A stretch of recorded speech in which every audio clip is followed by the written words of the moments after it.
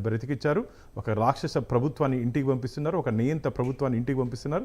ఇది ఆంధ్రప్రదేశ్కి మంచి రోజులు, సీమాంధ్ర స్వర్ణాంధ్ర అవుతుందని చెప్పి గట్టి విశ్వాసం, నమ్మకం నాకుంది. థ్యాంక్ యూ భాను గారు. సో శివశంకర్ గారు మీరేం చెప్తారు? అంటే ఒకటి ఇంత థంపింగ్ నెంబర్, అంటే మనకి ఫైనల్ రిజల్ట్స్ వచ్చేటప్పటికి ఎంతవరకు ల్యాండ్ అవుతుంది కూటమి అనేది మనం చూద్దాము. బట్ నాకైతే అనుమానం ఏం కనిపించట్లేదు, 140+ ఉండేటట్టు కనిపిస్తోంది, ±5. సో మీరు ఎంత అనుకున్నారు శివశంకర్ గారు, పర్సనల్గా కానీ పార్టీ వర్గాల్లో కానీ? అంటే ఒకటండి, పర్సనల్ గా అయితే నేనేమనుకున్నానంటే 125 to 130 కూటమికి వస్తుంది అని అనుకున్నానండి ఖచ్చితంగా. ఎందుకంటే వాస్తవిక పరిస్థితుల దృష్ట్యా. కానీ ఇంత ఓవర్వెల్మింగ్ గా మెజారిటీ వస్తుందని నేను ఊహించలేదు. అంటే ప్రజలు మేము అనుకున్న దానికంటే ఎక్కువ స్పందించారు. దానికి ప్రధాన కారణం ఋషి గారు, అసలు డెమోక్రసీ, గ్రౌండ్ లెవెల్ డెమోక్రసీ అంతా కూడా కొలాప్స్ చేసిందండి పార్టీ. పంచాయతీరాజ్ సంస్థలని నాశనం చేసేసింది, డిస్ట్రిక్ట్ డెవలప్మెంట్ కౌన్సిల్ ని నాశనం చేసేసారు. అంటే local bodies role in development అన్నది పూర్తిగా డిమాలిష్ అయిపోయింది. దాని ప్రభావం చాలా ఎక్కువ పడింది అనేది వన్ ఆఫ్ ది రీజన్. ఇందాక మీరు రీజన్స్ అడిగారు మా ఇద్దరికి చెప్పమని, అదొక వన్ ఆఫ్ ది రీజన్ అండి. రెండవది ఏంటంటే ల్యాండ్ గ్రాబింగ్. ఇసుక ల్యాండ్ గ్రాబింగ్ లో అసైన్మెంట్ ల్యాండ్స్ సామాన్యులకి, ఎస్సీలకి, బీసీలకి ఇచ్చిన అసైన్మెంట్స్ లాక్కోవడం అన్నది రాష్ట్రం అంతా జరిగిందండి. రాష్ట్రం అంతా జరిగింది.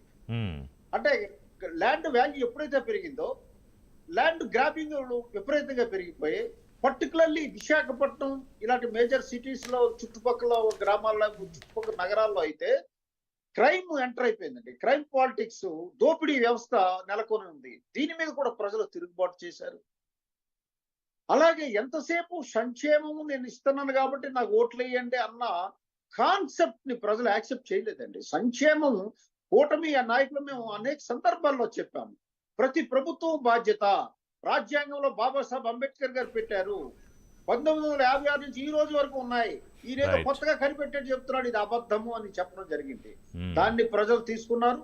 తరువాత అండి, ఒక సామాన్యుడు ఇల్లు కట్టుకునే పరిస్థితి గత 5 సంవత్సరాల నుంచి లేదు ఋషి గారు.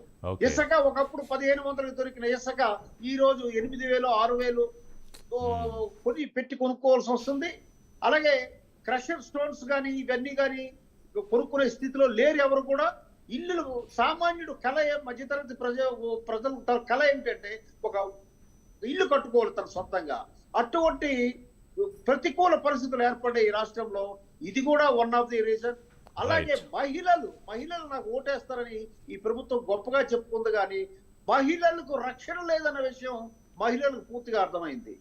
దిశ యాక్ట్ అది ఒక బూచి, అది తూతూ మంత్రం, ఉటూటీ యాక్ట్ అని చెప్పేసి రాష్ట్ర మహిళా లోకమంతా కూడా గ్రహించింది. దానివల్ల ఏం ఉపయోగం లేదండి. సో వీటన్నిటి కారణంతో ఈ రోజు అది వాళ్ళు అనుకున్నది ఒకటి అనుకున్నారు, కానీ నెగిటివ్గా 100 కారణాలు ఉంటున్నాయన్నది రియలైజ్ అవ్వలేకపోయారు. అయ్యేటప్పటికి బహుశా చేయి దాటిపోయి ఉంటుంది. అలాగే ప్రతిపక్షాలు కూడా చాలా తెలివిగా ఈసారి వ్యవహరించాయి. అందులో ముఖ్యమైన పాత్ర పోషించిన జనసేన అధినేత పవన్ కళ్యాణ్, ఆ తర్వాత చంద్రబాబు నాయుడు ఆయనకు అంతే గౌరవం ఇవ్వడం, ఆయన కష్టంలో ఉన్నప్పుడు ఈయన ఆదుకోవడం, బీజేపీ కూడా సరైన సమయంలో కలిసి రావడంతో బహుశా ఈ రిజల్ట్ మరి ఇంకా ఎంతవరకు నెంబరు ముందుకెళ్తుందో చూద్దాం. ప్రస్తుతానికైతే 154 స్థానాల్లో కూటమి లీడ్లో ఉంటే కేవలం 19 స్థానాల్లో మాత్రం వైసీపీ లీడ్లో ఉంది. అలాగే లోక్సభ కూడా దాదాపుగా 20కి పైగా స్థానాల్లో కూటమి లీడ్లో కొనసాగుతున్న పరిస్థితి కనిపిస్తోంది. చాలా స్పష్టంగా 4 చోట్ల మాత్రమే వైసీపీ లీడ్లో ఉంది. ఇటు 15, 17, 21 స్థానాల్లో కూటమి లీడ్లో ఉంది. సో ప్రస్తుతానికి ఇక్కడ జిల్లాల్లో రిపోర్టర్లు సిద్ధంగా ఉన్నారు. అంటే అక్కడ జరుగుతున్న రౌండ్లు, కౌంటింగ్ సరళికి సంబంధించిన అప్డేట్స్, అలాగే ఏ నాయకులు రియాక్షన్స్ ఎలా ఉన్నాయి అనే డీటెయిల్స్ అన్నీ